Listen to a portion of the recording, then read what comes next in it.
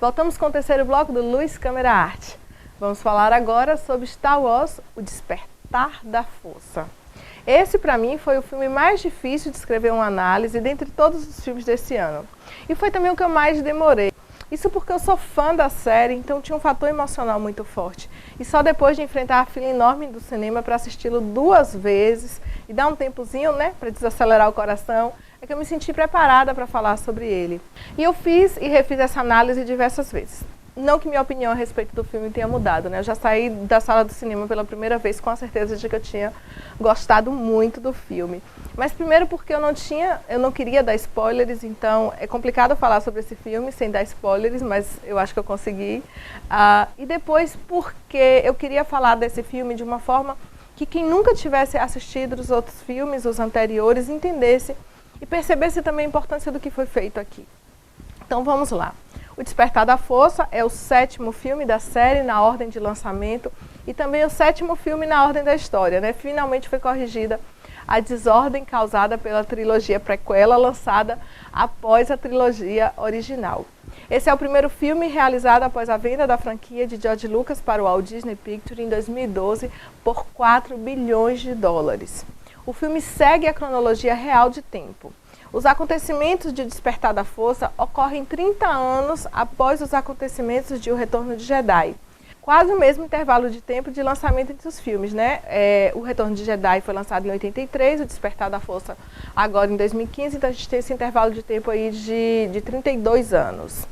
Lembrando que o Retorno de Jedi foi o 3º filme lançado, mas o 6º filme, né, na ordem da história, e era o que encerrava a série. Isso, até agora, a chegada do Despertar da Força, que encontrou brilhantemente um caminho para a retomada da história. Então vejam, após a destruição da 2ª Estrela da Morte, do Imperador Palpatine e do maior vilão de todos os tempos, Darth Vader, o Império Galáctico não existe mais e a República foi restaurada.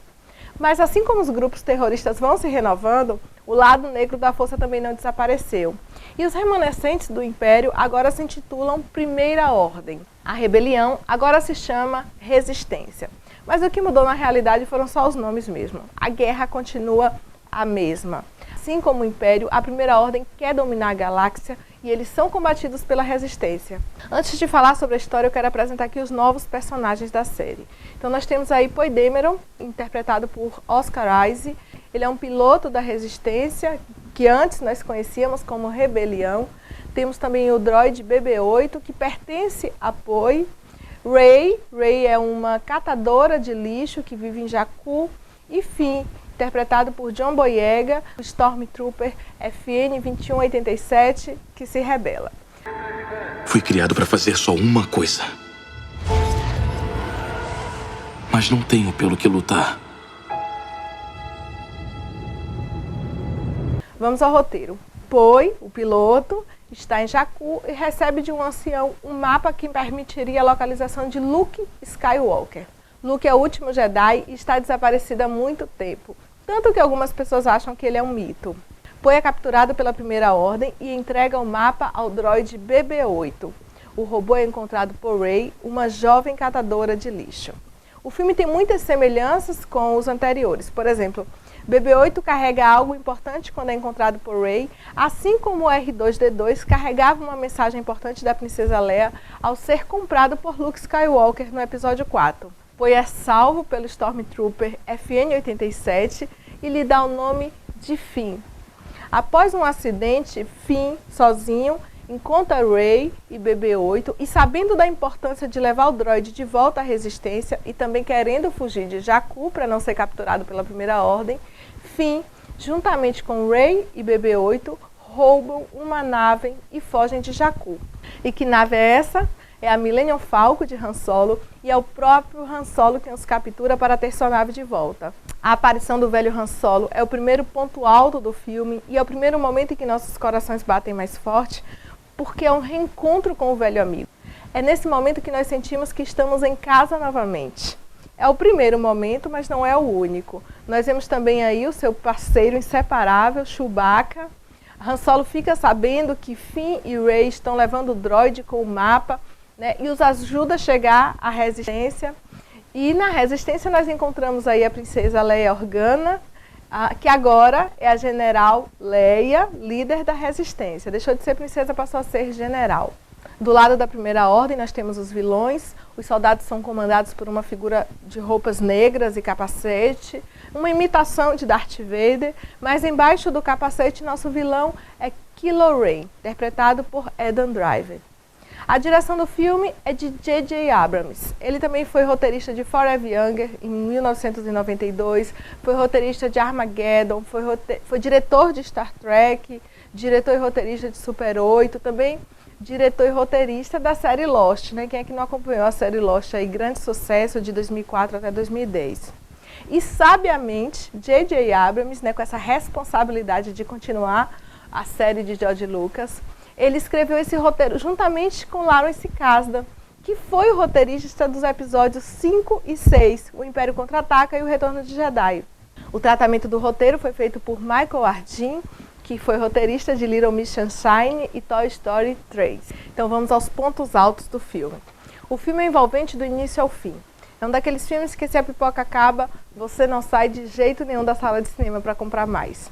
A história flui de forma impressionante. Acusam-no de ser politicamente correto, por ter uma mulher e um negro como protagonista, e eu não sei se a intenção foi essa, de ser um filme politicamente correto. O que eu sei é que ambos estão maravilhosos no filme. O ex-Stormtrooper, Finn, é cativante, engraçado e humano. As cenas com ele são divertidas, sem esforço algum, e é impossível não gostar dele e não torcer por ele. Seu personagem não é um clone como os outros Troopers, ele pertence a um grupo formado por crianças arrancadas de suas famílias e treinadas como soldados. Ele deserta porque não acha certo o que a Primeira Ordem faz. A jovem Rey também não decepciona. Ela é corajosa sem ser exibida. É apenas uma menina carente de amor sobrevivendo em um mundo cruel. Não tem sensualidade, não exibe grandes peitos, não exibe grande bunda, suas pernas estão cobertas, ela não usa aquelas roupas justas ao corpo que a gente vê nas heroínas recentes. O que chama a atenção nela é o seu olhar doce e sua inclinação para a construção de laços éticos. Poe aparece pouco no decorrer do filme, mas também é um personagem que desperta a nossa simpatia. Talvez ele seja melhor desenvolvido nos outros filmes. E o pequeno droide BB-8, que já arrebatou fãs pelo mundo todo. É como se nós entendêssemos o diálogo do pequeno robô. A narrativa é muito clara, então até quem não assistiu aos outros filmes da série consegue entender e adorar o Despertar da Força. Outro ponto alto do filme, talvez o mais alto de todos, é que os atores que interpretam Han Solo, Leia e Luke Skywalker são os mesmos da trilogia original. No caso de Han Solo, é como se Harrison Ford nunca tivesse feito outro personagem em sua carreira nesse intervalo de 30 anos. Os personagens voltaram de forma imponente e esplendorosa. A equipe usou locações reais, evitando cenários digitais. Muitos modelos foram modelos em miniatura, o que deu um visual bem parecido com a trilogia original do filme. O visual do filme, gente, ficou muito bom. O convite para que Lawrence Kasdan escrevesse o roteiro foi uma demonstração de humildade e de sabedoria de J.J. Abrams e funcionou muito bem. Kasdan e Abrams conseguiram elaborar motivações para os personagens, então nada no filme é por acaso. O filme também conseguiu reabrir a série sem ir de encontro a nenhum acontecimento de O Retorno do Jedi. Não é um daqueles filmes que ressuscitam do nada quem já morreu, que ignoram completamente o que foi estabelecido no filme anterior.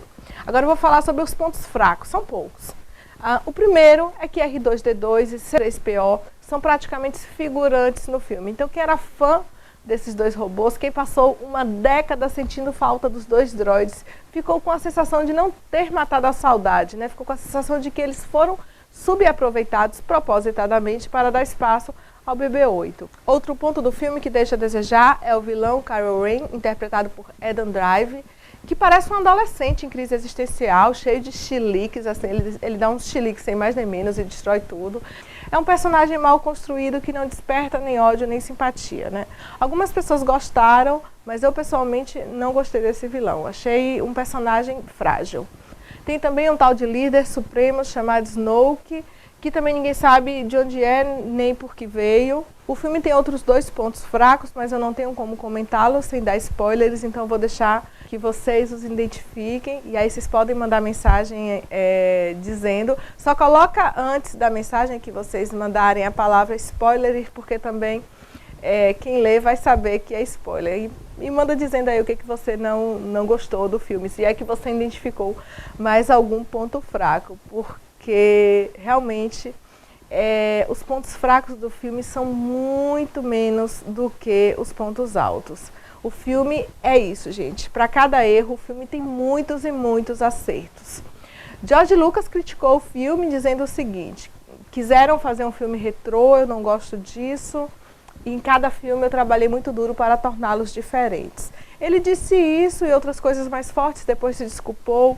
A mim pareceu a crítica de um pai que vê o filho crescer de forma independente e sente ciúmes. Porque, de fato, o clima retrô é o melhor do filme. E era exatamente o que estávamos esperando. Um pouco mais daquilo que nos encantou durante décadas. Mas é claro que a gente releva Lucas, né? Depois do filho que ele gerou e nos presenteou, ele pode falar o que ele quiser pelo resto da vida dele, que ele já está desculpado previamente. O Despertar da Força consegue ser um filme nostálgico e inovador ao mesmo tempo. Engraçado e profundo, correto sem ser chato. O filme tem humor, ação, aventura e, acima de tudo, respeito.